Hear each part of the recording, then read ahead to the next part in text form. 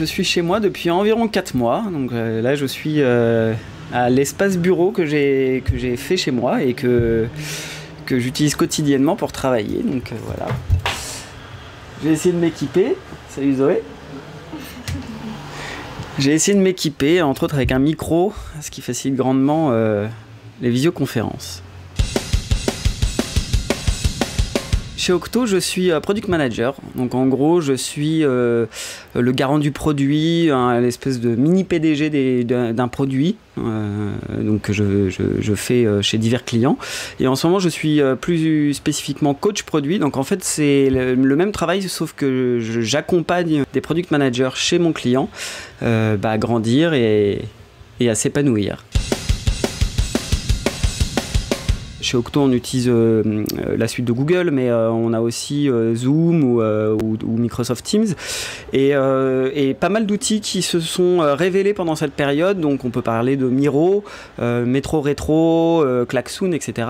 J'ai animé là il y a quelques jours un atelier. On était environ 25 personnes, donc tout en remote, avec la capacité d'ouvrir un pont de call en vidéo, parce que c'est aussi important de voir les visages des gens d'un côté, et puis on a utilisé Miro qui est finalement comme un énorme mur virtuel sur lequel on peut poser nos post-it. La première chose que j'ai fait déjà, c'est conserver un vrai rythme de travail. Donc mon réveil sonne à peu près à la même heure que quand je vais au bureau. Donc la différence, c'est que je prends pas mon vélo pour aller au bureau, mais finalement je change de pièce. Donc ça, j'ai la chance d'avoir une pièce qui est dédiée au travail. Et de la même manière, quand je quitte cette pièce, c'est comme quand je quitte le bureau. Et conserver des horaires, c'est vraiment très important.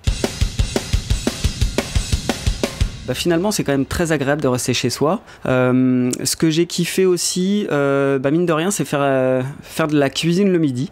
En fait, la cuisine, je trouve qu'elle est une activité très libératrice pour l'esprit. Ce qui m'a manqué le plus, c'est faire du vélo.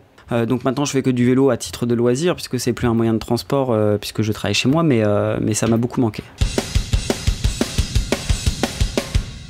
Là, on va rentrer dans une période où une part des gens vont probablement rentrer dans les bureaux, donc vont retrouver une forme de présentiel, et probablement qu'une autre part des salariés va continuer en télétravail. Et ça, je pense que ça va beaucoup bouleverser la manière dont on travaille, parce que autant faire une réunion où tout le monde est en remote, c'est simple.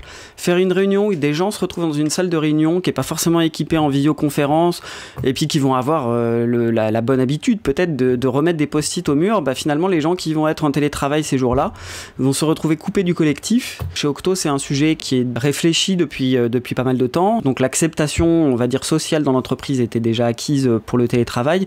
Et puis, il y avait déjà un gros effort qui avait été mis en termes d'outils numériques. Cette forme de préparation, qui n'était pas une préparation pour le confinement, mais finalement, s'est révélée extrêmement utile, à la fois pour nous en tant qu'Octo, mais aussi pour diffuser des bonnes pratiques chez nos clients qui n'avaient pas forcément acquis ces réflexes-là et ces outils.